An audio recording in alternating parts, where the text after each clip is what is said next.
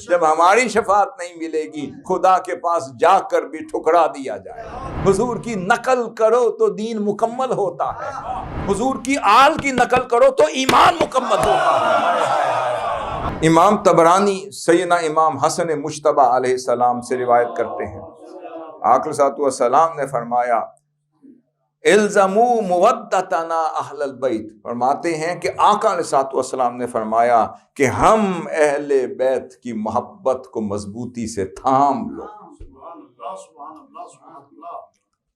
फिर फरमाया फ़इन्नहु मन लक़ी अल्लाह, आगे सुने, ये इमाम तबरानी नकल कर रहे हैं और सैयदना इमाम हसन मुज्तबा अलैहिस्सलाम की रिवायत है।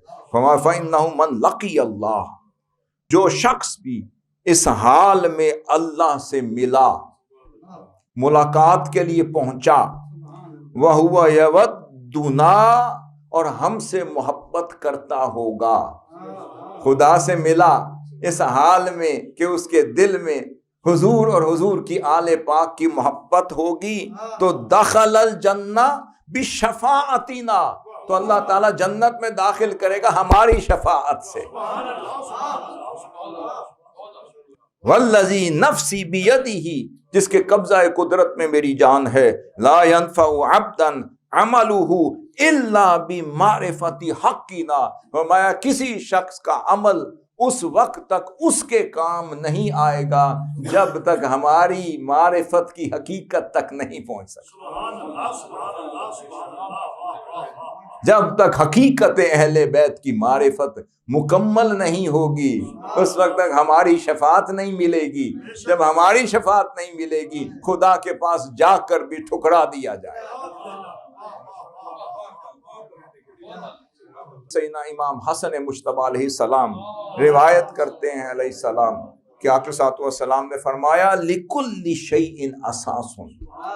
अब वापस आ जाए उस आयत की तरफ, फरमाया हर चीज की एक बुनियाद होती है, हर चीज की एक बेस होती है, जो ऐसे ऐसे ऐसे रहे वो बेसलेस होता है, और जो जम के कायम रहे तो वो बेस वाला होता है, बुनियाद वाला होता है। फरमाया असासुल इस्लाम, जो इस्लाम की बुनियाद है, वो हुब्बु असहाबी रसूलिल्लाह व हुब्बु अहली बैती।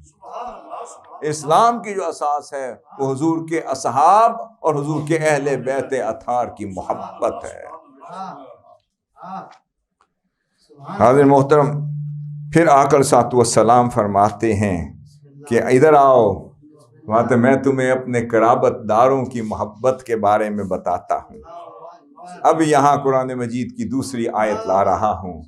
अब फरमाया बात क्या है, हमने दरख्त से जुड़ना है, दरख्त के पत्ते बनने हैं, पैकेज हमें मिल गया है, तरीका पता चल गया है, भाई जुड़े रहोगे तो पत्ते बने रहोगे, और फिर जब दरख्त तो जन्नत में है तो फिर पत्ते भी उनके सदके से जन्नत में चले जाएंगे।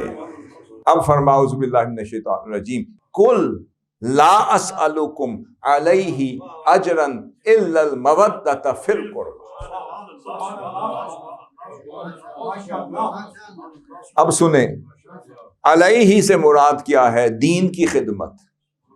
ये जो मैं तुम्हें ईमान दे रहा हूँ, तुम्हारी आकिबत बचा रहा हूँ, तुम्हें सिरात मुस्तकीम पे ला रहा हूँ, तुम्हें हिदायत याफ्ता बना रहा हूँ, तुम्हें कुर्बत में बिठा रहा हूँ, किसी को सहाबियत का फैज दे रहा हूँ, कोई ताबेयत में आ रहा है और कोई तबउ ताबे बन रहा है, कोई आइमा बन रहा है और कोई सुलहा में आ रहा है, कोई अतकिया में आ रहा है, कोई मुत्तकीन में, कोई अबरार में, कोई मुहद्दिसीन में, कोई फुकहा में, कोई मुफस्सिरीन में शुमार किया जा रहा है कि भाई हमें क्या पता था, कुन्ना ला नअलम, हम तो जानते ना थे, हमें क्या पता था, हमें ना हलाल की खबर थी ना हराम की खबर थी, ना काबे की खबर थी ना काबे वाले की खबर थी, हमें तो कुछ भी ना पता था। अल्लाह ने करम ये किया कि अपना महबूब हम में मबूस फरमा दिया। फिर जो जो हुजूर फरमाते चले गए, हुजूर की मुताबिअत और मुताबिकत में जिंदगी बसर करते चले गए, समझ आई कि यही ईमान है। फरमाया ये हज है, हज कर लिया, ये उम्रा है, उम्रा कर लिया। फिर पूछा हुजूर रोजा ऐसे रखो, रख लिया, नमाज सल्लू कमा रायतुमूनी उसल्ली, फिर जैसे मुझे देखते हो वैसे वैसे मेरी नकल करते रहो। पता चला ये सारी इबादत तो दर हकीकत नकले मुस्तफा है।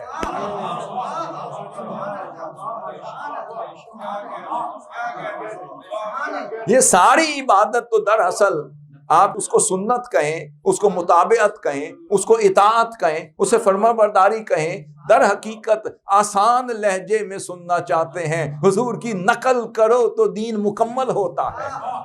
हाय हाय हाय हाय, आगे सुनो, हुजूर की नकल करो तो दीन मुकम्मल होता है, हुजूर की आल की नकल करो तो ईमान मुकम्मल होता है। हुजूर की नकल करो तो इस्लाम मुकम्मल होता है, हुजूर की आल की नकल करो तो ईमान मुकम्मल होता है। हाय हाय हाय, और दोनों की नकल करो तो एहसान मुकम्मल होता है।